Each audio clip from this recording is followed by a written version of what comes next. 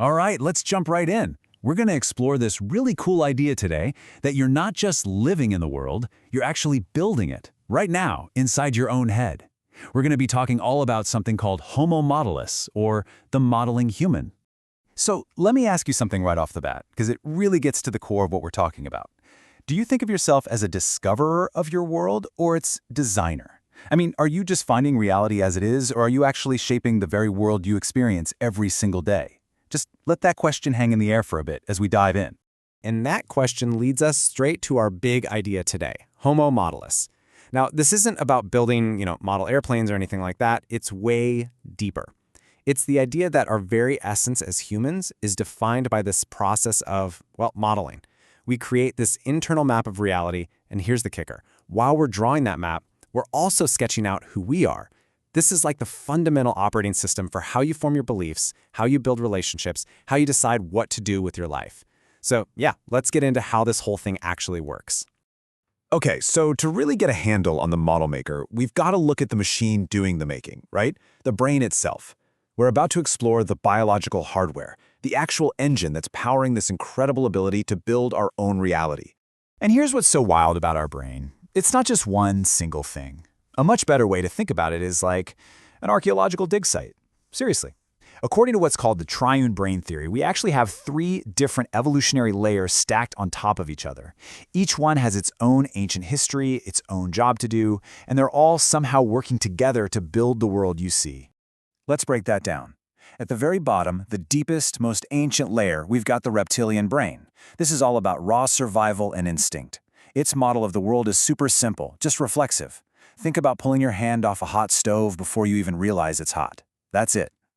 Now, layered on top of that is the limbic system. This is our emotional hub, our memory center. It creates a good versus bad model of the world. This is safe, that's dangerous. This person is a friend, that one's a foe. It's all about relationships. And then finally, the newest upgrade, the neocortex. This is where reason and imagination live. It lets us build these incredible abstract models. It's what lets us plan for the future, invent things, and tell stories. The magic is how all 3 of these work together to create our ridiculously complex reality. Okay, so that's the hardware. But what about the software? How does all the raw data flying at us from the outside world actually get turned into a model that makes sense? Well, it's kind of like a mental assembly line. It's basically a 4-step loop that's running all the time. First up, you have sensation. Light hits your eyes, sound waves hit your ears. That's just raw data, pure and simple. Then comes step 2, perception.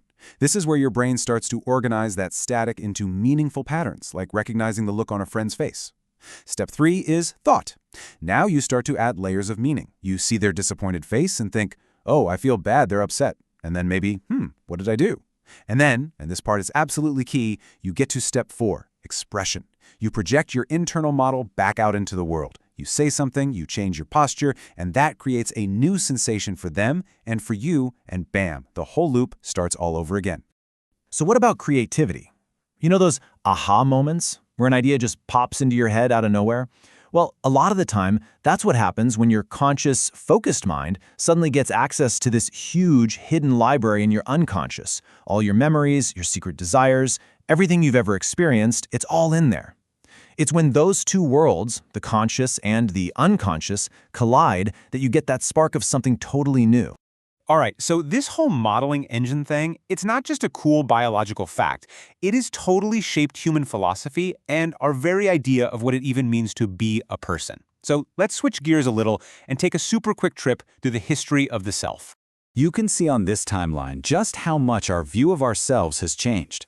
Back in the ancient and medieval world, the individual was seen as a pretty passive thing.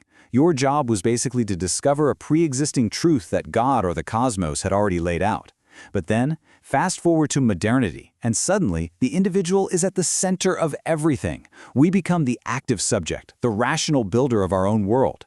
And that brings us to today, the contemporary view, where we see ourselves as generative subjects, always in the process of creating and recreating who we are. And if there's one moment that marks that huge shift, it's this quote from Descartes, "I think, therefore I am." That just flipped the whole script. He wasn't saying he found truth out there in the world. He was saying that his own thinking, his own existence, was the foundation for truth itself. All of a sudden, the thinking person became the very center of the universe. This really puts it in black and white, doesn't it? On one side, you have the passive subject, the discoverer. Your whole goal is just to make an accurate copy of a reality that's already there. On the other side, you have the active subject, the designer. Your job now is to construct reality, using the tools of your own mind. It's the difference between being a mirror and being an author. Okay, let's pull all these threads together now.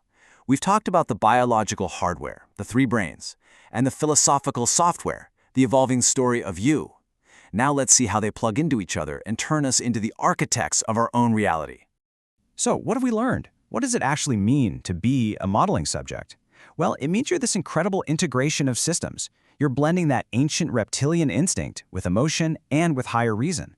You're constantly running that four-step loop: sensation, perception, thought, expression. All of it is brought together in your consciousness, but it's also pulling creative juice from your unconscious. And it means you're part of this long historical journey, a journey that has taken us from being simple discoverers of the world to its active creators. And this right here is the most important takeaway. You aren't just a computer passively processing information. No way. You are actively and constantly building two things at the exact same time: your model of the world and your model of yourself. Think about it.